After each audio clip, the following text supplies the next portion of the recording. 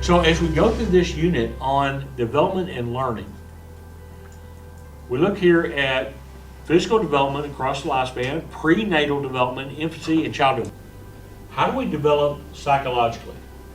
Okay, your brain grows, you learn and you get new experiences. You also develop emotionally. As we see from early childhood all the way to your last dying days, you're changing, always. My name is Todd Ferguson. I teach AP Psychology, AP Human Geography, Psychology, and Sociology. Today's class that I just taught was AP Psychology, my second class of the day, and we're starting a brand new module. This is our second day in the new semester, and we're talking about human growth and development and how that affects us psychologically from birth until death. All right, anybody ever seen a headstone? What's on a headstone? Name, date of birth, date of death. But on that headstone, there's a dash between the birth date and the death date. That's your life. It's just a dash. What are you going to put on your dash? What are you going to accomplish in life? Because that is the totality of the span between your birth date and your death date. That little dash represents the entirety of your life. Then we'll also be covering learning.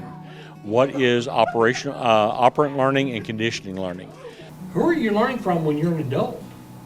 Who's going to be your check-in person as you get older?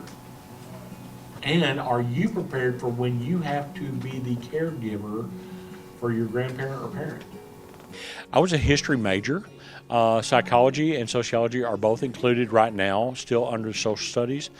I started teaching AP Psychology when I was at McClellan High School back in 2017 and absolutely fell in love with it. Explaining to students why they do what they do and help them to understand themselves better as they're developing is so much fun. AP Psychology, Sociology really help the kids understand more about who they are in their age of development.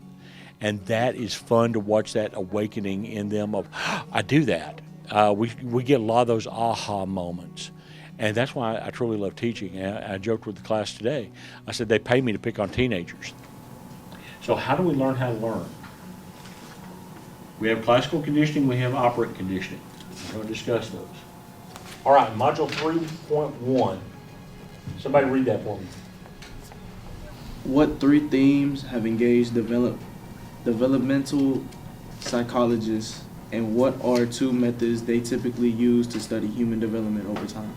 All right, in the middle of that big passage, there's one critical word. What is it? And. I had a student come up to me this summer, caught me in a business, and came up and gave me a great big hug. He was one of my AP Psych students from over at McClellan.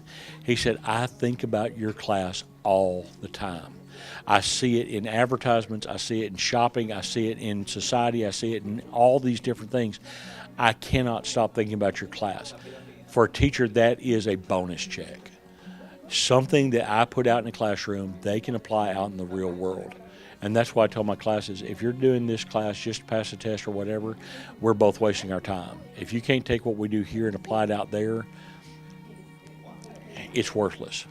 You need to be able to take these lessons and apply them in the real world. And the best thing we can have for everybody we encounter is more patience and more kindness, because everybody's dealing with stuff. Number 3 is? Stability and change. Stability. Root word of stability is? Stable. Mean I'm not rocking back and forth, right? And how do you have stability throughout the different stages of life? Those are the 3 big things we look at.